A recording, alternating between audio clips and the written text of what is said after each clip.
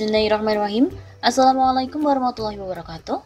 Sobat Taman Inspirasi Safa, pasti banyak sekali teman-teman yang bertanya-tanya, apakah tanaman anggur ini bisa tumbuh di daerah teman-teman semua? Lalu bagaimana sih sebenarnya budidayanya? Apakah termasuk mudah ataupun sulit? Memang ada beberapa faktor yang menyebabkan orang-orang untuk ragu menanam anggur. Selain karena kurang populernya budidaya ini, karena tak seperti menanam durian, alpukat, ataupun tanaman-tanaman buah lainnya, ada beberapa hal yang mendasari, yaitu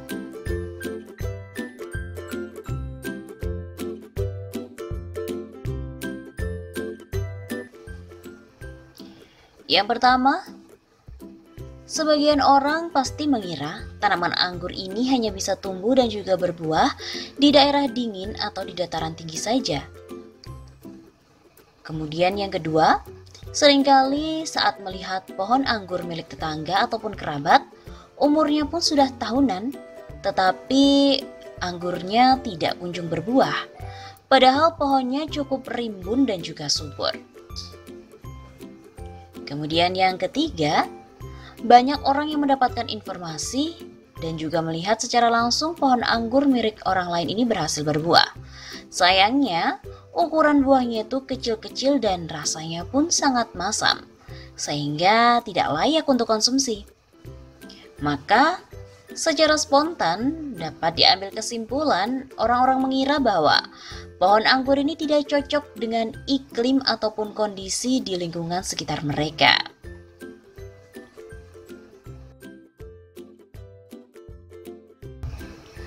Tapi, bagaimana dengan faktanya? Faktanya, di benua Eropa dan Amerika, perkebunan anggur komersial membentang luas di banyak tempat berbeda, mulai dari pesisir pantai yang panas hingga puncak pegunungan yang berselimut salju. Kemudian, kita melihat di negara Timur Tengah seperti Palestina, terdapat perkebunan anggur yang cukup luas. Dan di Indonesia sendiri, ada beberapa perkebunan anggur yang pernah berjaya, seperti di Jawa Timur, Bali, dan juga NTT. Nah, berdasarkan ketiga lingkungan tersebut, bahwa hal itu mematahkan opini dari teman-teman semua yang menyebutkan bahwa pohon anggur ini hanya cocok di daerah dingin. Ternyata, anggur bisa tumbuh di daerah panas sekalipun.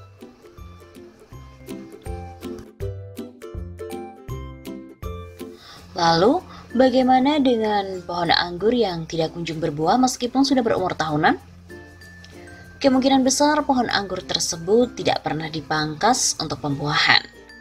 Padahal, untuk iklim tropis seperti di Indonesia ini, tanaman anggur memerlukan pemangkasan agar dapat berbuah.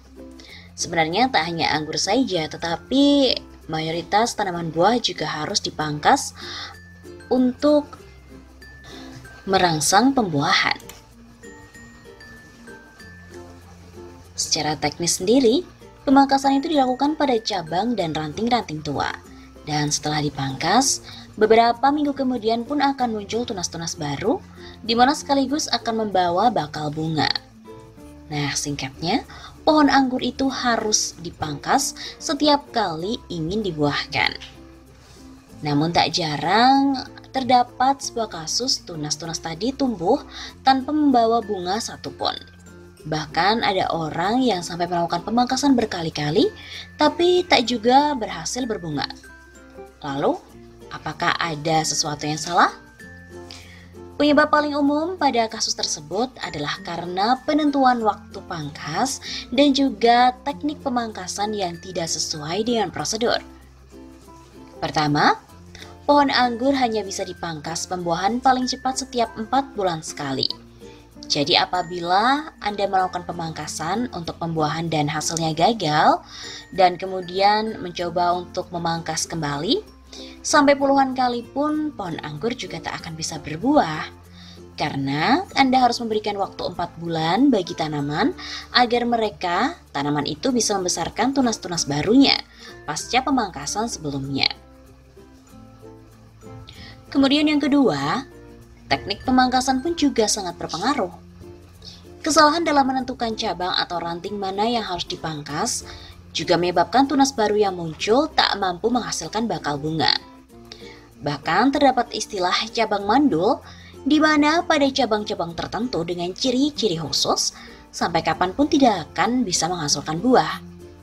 Cabang yang terindikasi mandul tersebut pun harus dibuang dan tidak boleh dipertahankan.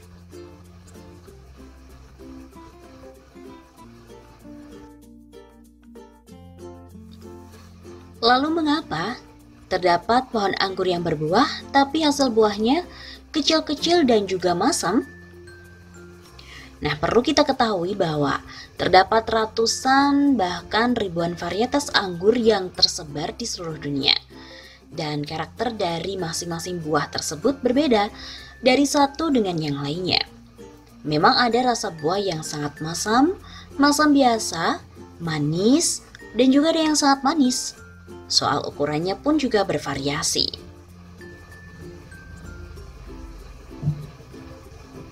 Kemudian untuk warnanya pun juga lebih banyak lagi. Ada yang merah gelap, merah semburat, kuning, hijau, ungu, dan lain-lainnya. Dan karakter lainnya pun seperti bentuk buah, jumlah bijinya, ketebalan, tekstur, cita rasa, kadar air, dan lain-lainnya pun juga bervariasi. Sama halnya dengan jeruk ataupun mangga. Jadi ya kita jangan berharap terlalu banyak untuk menghasilkan buah yang manis dari varietas dari anggur satu ini. Mungkin ada satu penyebab lainnya, yaitu buah yang dipetik pun belum waktunya atau belum matang, sehingga itu menyebabkan rasa anggurnya terasa sangat masam.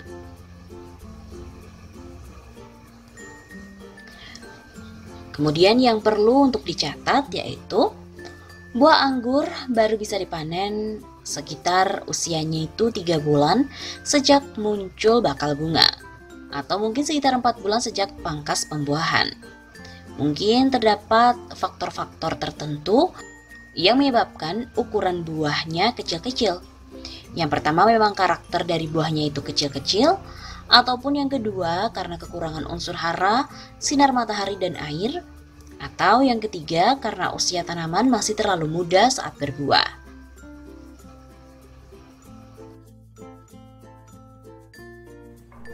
Lalu, bagaimanakah dengan kondisi lingkungan yang diinginkan oleh tanaman anggur?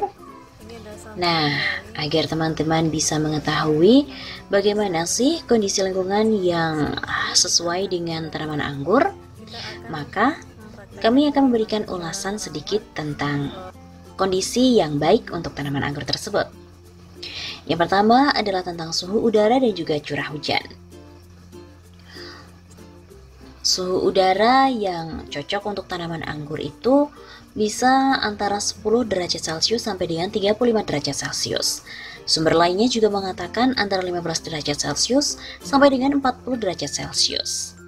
Kemudian untuk curah hujan mungkin harus sangat rendah atau yang biasa kita sebut dengan musim kemarau. Artinya, selama tanaman kondisi berbunga dan berbuah, tanaman ini tidak boleh terpapar hujan lebih dari 1 kali seminggu. Sebenarnya, pohon anggur ini tidak boleh terlalu sering terpapar air hujan, karena resikonya sebagian besar bunga akan rontok bahkan tidak bersisa. Oleh karena itu, pohon anggur hanya boleh dibuahkan ketika musim kemarau saja. Di samping itu, lamanya musim kemarau harus lebih dari 3 bulan agar buah bisa matang secara sempurna. Namun saat ini perkebunan anggur berhasil mengatasi masalah curah hujan, yaitu tanaman bisa dibuahkan pada saat musim hujan tanpa khawatir risiko yang tadi. Caranya adalah dengan memasang atap plastik UV sebagai pelindung dari paparan air hujan, sehingga tanaman anggur bisa dibuahkan kapan saja. Kelembaban dan juga sirkulasi udara. Sepanjang hidup dari tanaman anggur, tanaman ini membutuhkan lingkungan tumbuh yang kering, dengan kelembaban udara yang rendah dan memerlukan sirkulasi udara yang cukup. Sehingga, pohon anggur harus memiliki jarak yang cukup dengan tanaman lainnya atau bangunan di sekitarnya. Supaya apa? Agar sinar matahari dapat mengenai sebagian besar area dari tanaman anggur itu. Dengan begitu, kelembaban udara di sekeliling tanaman menjadi rendah atau kering. Salah satu dampak yang tidak baik atau dampak buruk akibat lingkungan tumbuh yang terlalu lembat dan juga sirkulasi udara yang tidak lancar untuk tanaman anggur adalah tanaman ini mudah terserang hama dan juga penyakit. Selain itu, hama dan penyakit pun juga akan mudah berkembang lebih pesat, sehingga area daun dan juga percabangan dari tanaman anggur akan digunakan sebagai inang dari berbagai macam penyakit. Tekstur tanah. Pada dasarnya, dari berbagai sumber, tanaman anggur ini menyukai jenis tanah yang berbatu dan berpasir. Akan tetapi, ternyata tanaman anggur juga bisa beradaptasi dengan jenis tanah yang berbeda, asalkan tanah tersebut memiliki sifat yang gembur, remah, subur, dan juga porositasnya pun tinggi. Nah, untuk diketahui, porositas tanah adalah sebuah kemampuan tanah dalam menyerap air. Tanah dengan porositas yang rendah merupakan kondisi yang tidak cocok untuk tanaman anggur.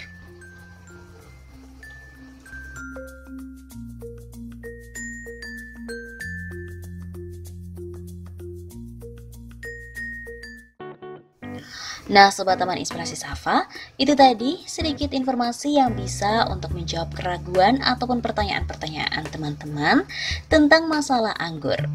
Sehingga sudah cukup jelas, anggur ini ternyata bisa tumbuh di mana saja, asalkan sesuai dengan kondisi yang dibutuhkan oleh tanamannya itu sendiri. Semoga informasi ini bermanfaat. Jangan lupa untuk selalu menyertai aktivitas kita dengan berdoa kepada Allah Subhanahu wa Ta'ala agar dalam menjalankan segala kegiatan kita mendapatkan berkah dan juga ridho darinya. Jangan lupa untuk like, share, komen, dan subscribe agar teman-teman tidak ketinggalan informasi yang bermanfaat lainnya dari Taman Inspirasi Safa. Wassalamualaikum warahmatullahi wabarakatuh.